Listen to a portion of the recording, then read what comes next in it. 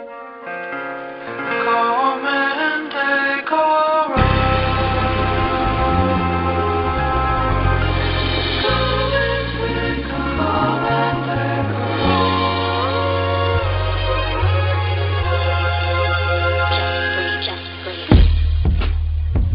Thank you for taking the ride on the Freedom Train podcast series.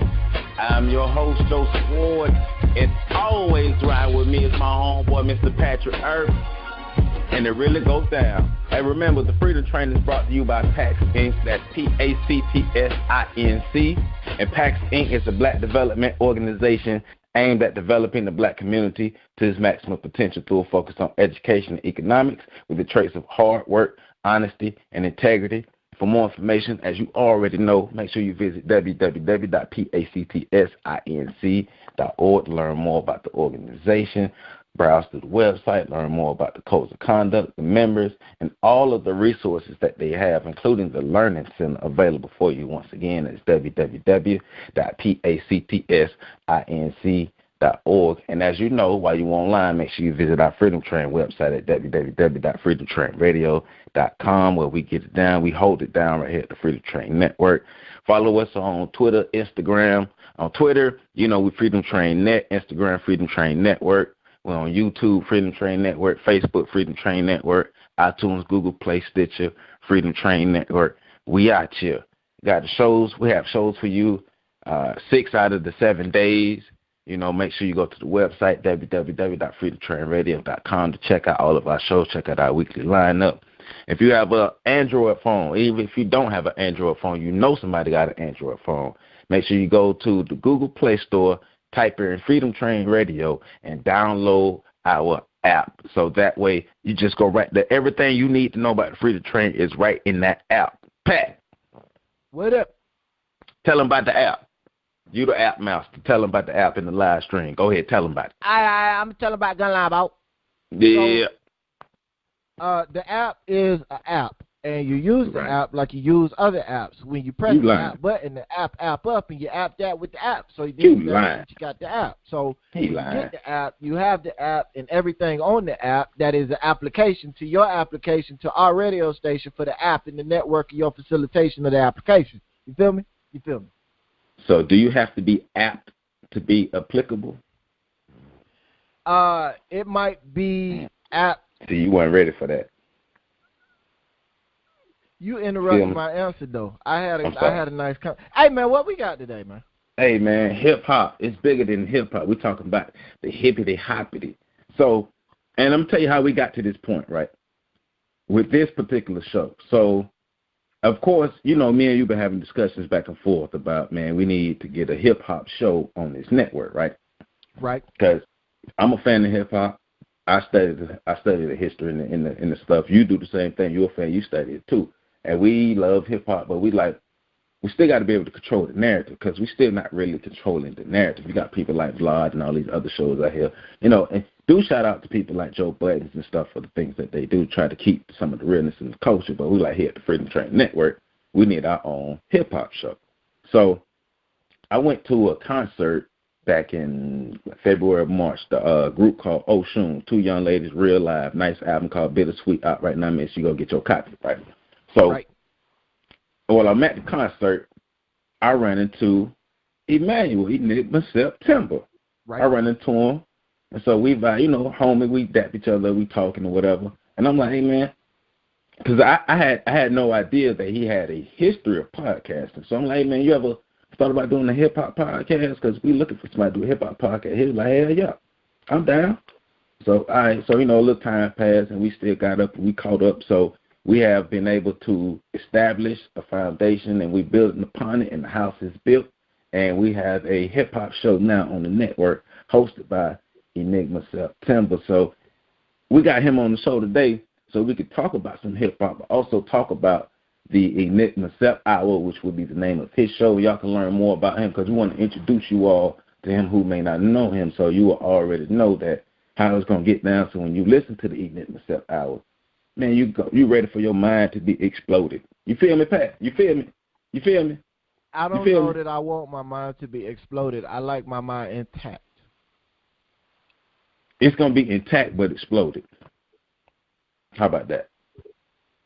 There you go. Don't even worry about it. See, don't even think about it. But with that being said, we like for everybody in this studio to get up, little man in the shirt, get up, put your hands together, and we welcome Enigma September to the Freedom Train Podcast. Yes, sir. I did, bitch. Yeah, boy. Yeah. I did, bitch. Yeah. What's going on, my brother? Yo, I'm good, man. I appreciate y'all boys letting me on, man. Y'all some funny dudes, man. Y'all wow. Joe, you're funny. Funny guy. This guy. Hey. Well, you know, somebody got to do it, B. Somebody got to do it, B.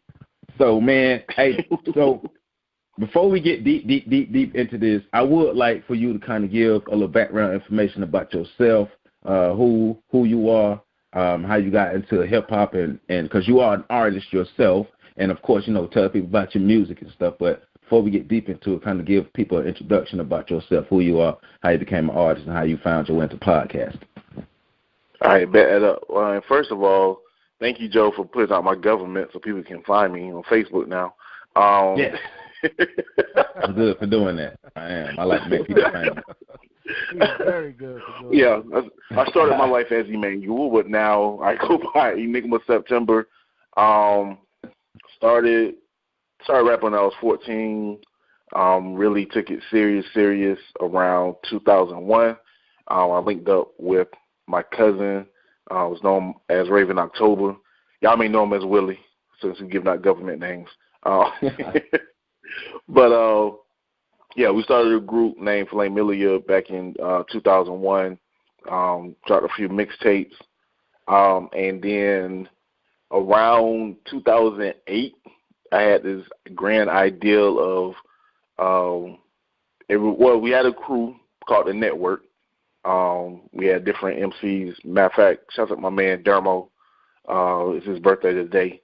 But I had an ideal of each member of the group having a radio show or what's now known as a podcast, and then we'll come together and have one big show, which was called the Fire Show. We actually did a few episodes of the Fire Show, which was all of us coming together and just kind of like letting people know who we are and being able to play our own music. So we had the Fire Show, and then with that, I started the Enigma Sept Hour, and everybody was supposed to have their own joint, and that didn't happen. And then the Fire Show died. But I kept the Enigma Sept Hour going. I started off really with a kind of a Steve Harvey format, and even had a Sherry Strawberry, if you will. So I thought my girl Joni out of New Orleans. But then I thought I'd switch it up and kind of go with more so of a Jon Stewart Daily Show format. And then I hooked up with what was it, Lil Kiki figure? I think that was the little local label. They was tied in with Total Chaos. May he rest in peace. Yeah, I think that was Lil Kiki. Yeah. And I hooked up with somebody with them, and they would feed me artists to interview on the show. This way ain't nobody know anything about me at that point, or at least not about the show. So they would feed me artists, but then like other artists started like checking in, like, yo, how can I get on? I'm like, yo, buddy feeding me. So once he stopped feeding me, I got you. So they eventually ran out of artists, and so I started picking up other artists, and I just picked up from that. So I did that for 5 years, from 2008 to 2013, and then linked up with the Underground Railroad up at WVFS 89.7, the college radio station over at Florida State University.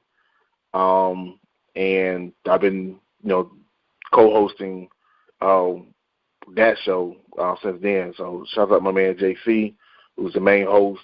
He's been doing it for about 11 years now. So primarily, it's me and him rocking it. Matter of fact, yesterday, he was busy, so I was controlling the boards myself.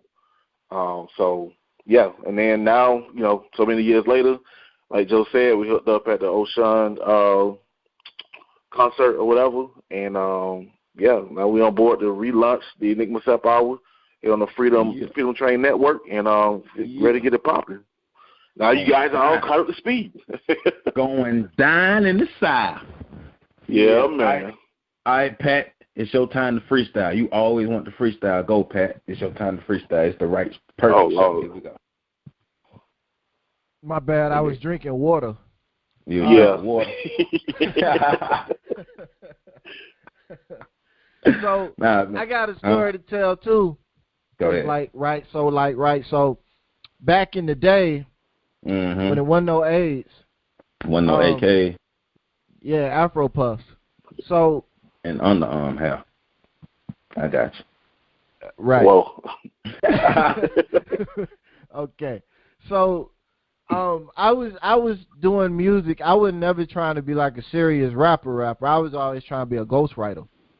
But I hooked up with a dude named John Boy who made beats, and when he was in Tallahassee. Now he's in I think Fort Lauderdale or Fort Worth or somewhere with a fort on it. Anyways, but we did a song together that was supposed to be an anthem for 850 called 10 Minutes to 9. And I think it was my sister that put me in touch with Enigma for his show. I think it was. I could be wrong. I don't know. It was a long time ago. Chill out. It was her? I think it was, yeah. So she put me on to his show, and I got, he interviewed me and he played the record. He pretended like he liked it.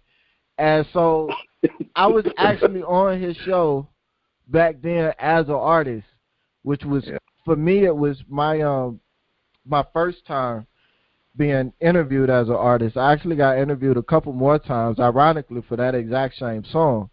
And they all pretended like they liked it, so I assumed that it must have been pretty decent. But I want you to know it was cool because that was my first interview.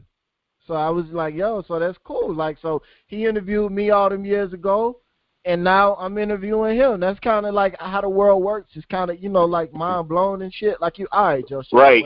It is what it is. That's good, man. That's good. Nah, but that's cool because all of us at one point rap. I know Enigma, you the only one that's still in scene right now, but I used to rap. Matter of fact, I was Enigma. You remember Cameron Huff? Yeah. So I was with him and Mike, Black Mike. I was with them earlier, and when I was getting out of Cam's car, I just happened to look down, and in his side little compartment of his door, it's one of the old CDs that me and Caleb made when we was rapping back in the day. So now it's kind of ironic that we all kind of here at this point. But I mean, you are one of the ones who have been in the game for a minute. You've been holding it down for a minute. So like, what has kept you going as far as hip hop and as an artist? What has kept you going? Because like, I know for me, I got this grown up with the game and the business, but you still here. What keep you going? Yo, that's a good question. And speaking of Black, we got a track with Black, man. Matter of fact, unfortunately, one of the dudes on the track, he passed away a couple of weeks ago. We was buried on Saturday, but yeah, that and dang, what else? It was something else I want to think of. Anyway, back to the question. Biggie kept me going. Oddly enough, Biggie was going to be the reason why I was going to stop, because around that time, around 2008, me and Raven October, we was inching the 30, and I remember Biggie saying, I don't want to be that 30-year-old rapper out here trying to do something an 18-year-old can do or do better. So I was thinking like, yo, I'm about to be 30, like I'm about to be done. You know what I'm saying? Like I got a college degree. I'm gonna go in and do something real, quotation marks. But in 2009, Notorious, the movie dropped, and after watching the movie, I had an epiphany that even though Big said that, even though he said he didn't want to be rapping at 30, I realized he had an opportunity to. You know what I'm saying? Because he was taken out at an early age, and so I felt like, I had to keep going for him. You know what I'm saying? I had to do it because he had an opportunity. He probably would have changed his mind had he got to 29, 30 or whatever. So actually, my first project was a promise I made to Big after I watched Notorious. Was like I was gonna at least drop one more project, one solo project in his memory or whatever. Just because I knew he couldn't do it. And so then around that time, I was probably like a year into the Enigma Sept Hour. So Enigma Sept Hour really kept me in the game. But as far as like the music and stuff, it was that promise to Big that I would at least drop, one project in his memory. And that's what Tales of a College Grad Nothing was, for the most part. That's what's up, man. That's what's up. I mean, because like I say, I got disgruntled with all the politics and everything that went with the rap game. But I guess what's ironic is, with me being an author and a podcaster now, it's not the rap game, but you still got to learn how to make your way. So it's like you're not really too far from that lane either way. It's not music, but you're still creating things and you're getting people interested in it. So, but the fact that you still here, you're still pushing forward, and you're still making good music, man, that's a testament to you. Definitely hat goes off to you for that. Yeah, man, I appreciate it. And, I mean, it go back to just being creative. You know what I'm saying? Like, I thought about and probably will pursue, writing as well.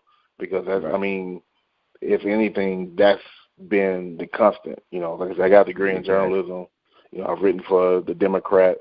I'm still in media. And especially with social media, there's a lot of opportunity to be creative, different aspects, whether it's, blogs or podcasts or just creating content. That's what's important, creating content, creating constant content, and creating quality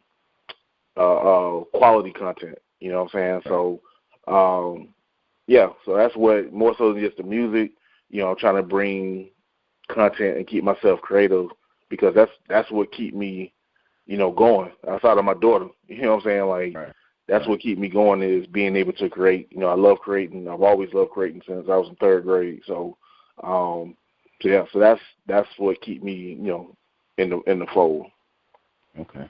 So you said that you were going to drop at least one more project, and let me tell you, first off, not only am I happy that you're bringing the show back, but I was happy when I found out that you were back in the music, because before we did the show, I had found out that you were doing music, and this was all those years ago. And then, like most people that are doing music, you got away from it. But then when I found out you had went back to it, to me it's always kind of like motivational or empowering to see people coming back to a love they used to have, because quite often when you walk away from it, it's hard to get back, or especially when it comes to making music, the social stigmas are there.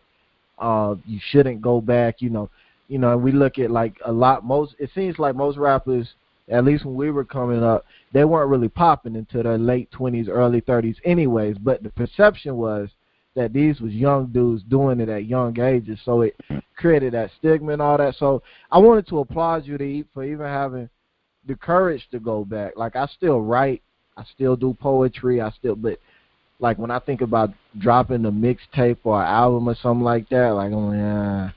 So the courage to even go back again. Where's the fat man in the shirt at? Hey man, we was waiting on you, dog. You was keep talking. I didn't want to do it. We were waiting on you. So fat man in the shirt. We stay ready. We was ready. We ain't want to cut you off, but we was ready. No, it's cool. I appreciate you and the man in the shirt. But so to get back to my question, you said that you wanted to at least drop one more album. Does that mean that this is gonna be your last album? I mean, since then, I have dropped another album. The Tales of a College Grad Nothing was my first solo project. My first like complete project. Matter of fact, I want to say it was my first like real project, because when I was with, and I can say Will because y'all know who I'm talking about. When I was with Will, like we primarily only did mixtapes. You know what I'm saying? We was beat jacking. Even when we did get original beats, it was still we get too much trouble. We was still just jacking beats off SoundClick. You know what I'm saying? Oh, that producer didn't put a tag on it, snatch. So this project, or for Tales of a College Grad Nothing, you know, it's the first project where I was like, I'm talking to the producers, I'm buying the beat from them, I'm actually going to, you know, somebody else's studio for once, and I'm actually, you know, having somebody else press record, because, you know, when it was me and Will, it was DIY. You know, we was in our own closet. Yeah. It was like you'll hit the computer and then run to the closet and try to close it. Yeah, it would have been nobody else was there. Yeah, it was, and then go back and try to edit that door swing, like, hope I don't hear that. Yeah, it was, and that would make me realize, like, Will was a genius, man, because, like, he figured out that programming and that computer. Like, we had a computer problem. This fool had no training. Like, he ain't got no degree, he ain't go to nobody's class, but he knew how to figure that thing out. And I even now, I still wish he would go back to school and, you know, in computer engineering or something, because he figured that thing out, and it was crazy. But yeah, so we used to do it that way, but this time it was me hooking up with my man Outlaw Beats, who really got me in the fold, and just going to his crib, recording or whatever, and actually like having somebody else do all the producing stuff and all the editing, and so yeah, it was honestly like what got me into it again, because I like I said, I wanted to do it, but it took a while. Like I said, Notorious came out in 2009. I didn't drop Tales of a College Grad Nothing until 2015. But what got me into it was when I was at the Underground Railroad, and my man Stess, the MC, he was dropping projects. He was just doing like these little EPs or whatever.